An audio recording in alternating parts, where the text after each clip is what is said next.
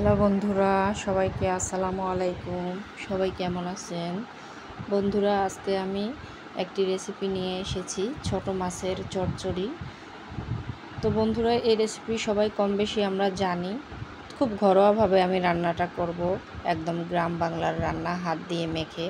তো আমি এখানে হাফ কেজির মতো আলু নিয়েছি। আলুটা আমি পাতলা কুচি করে কেটে নিয়েছি, ধুয়ে আমি প্যানে তুলে নিয়েছি। এখন এর মধ্যে আমি দিয়ে দিলাম হাফ কাপ পরিমাণ পেঁয়াজ এবং কয়েকটা রসুনের ফালি এবং কয়েকটা কাঁচামরিচের ফালি, এবং দিয়ে দিলাম এর মধ্যে পরিমাণ মতো লবণ, হলুদ, জিরা এবং ধনিয়ার গুঁড়া এবং সামান্য পরিমাণ লাল মরিচের গুঁড়া।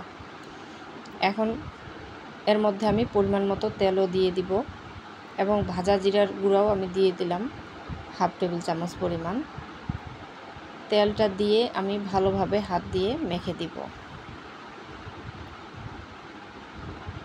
তো এখানে আমি আলুর পরিমাণটা একটু বেশি দিয়েছি মাছের তুলনায়, কারণ আলুটা খেতে অনেক মজা লাগে। মাছের চেয়ে আলুটাই মজা লাগে মাছ দিয়ে চচ্চড়ি করলে। এই আলু দিয়ে আপনারা পরোটা, রুটি বা ভাতের সাথেও খেতে পারেন। খুবই মজাদার আসলে রেসিপিটা, অনেক সহজ এবং ঘরোয়াভাবে অনেক মজা হয় এভাবে হাত দিয়ে মেখে রান্না করলে। তো সবগুলো উপকরণ আমি ভালোভাবে মেখে দিয়েছি। অন্যদিকে একটা বাটিতে আমি ছোট মাছ নিয়েছি। এখানে সামান্য পরিমাণে আমি মাছটা ভালোভাবে ধুয়ে লবণ, হলুদ এবং মরিচের গুঁড়া, জিরার গুঁড়া দিয়ে কিছুক্ষণ মেখে রেখেছিলাম, 10 মিনিটের মতো। তো এখন আমি মাছটা দিয়ে দিলাম। মাছটা দিয়ে আমি আবারও ভালো করে মেখে নিব এভাবে হাত দিয়ে। আপনারা চাইলে এখানে ধনিয়া পাতাও ব্যবহার করতে পারেন, টমেটো ব্যবহার করতে পারেন। আমি একদম ঘরোয়াভাবে রেসিপিটা বানাচ্ছি। তো এখন আমি পরিমাণ মতো পানি দিয়ে দিব, সামান্য পরিমাণ পানি, আলুটা যেন সিদ্ধ হয় সেই পরিমাণে পানি। খুব বেশিও আবার দেওয়া যাবে না, বেশি দিলে আবার মাছটা একদম ভেঙে যাবে, বেশি সিদ্ধ হয়ে যাবে। তো চুলায় আমি বসিয়ে দিলাম। বসিয়ে দেওয়ার পর আমি ঢাকনা দিয়ে ঢেকে দিয়েছিলাম। চুলার আঁচটা হাই হিটেই ছিল। তো কিছুক্ষণ পর আমি ঢাকনা খুলে একটু নেড়ে চেড়ে দিচ্ছি।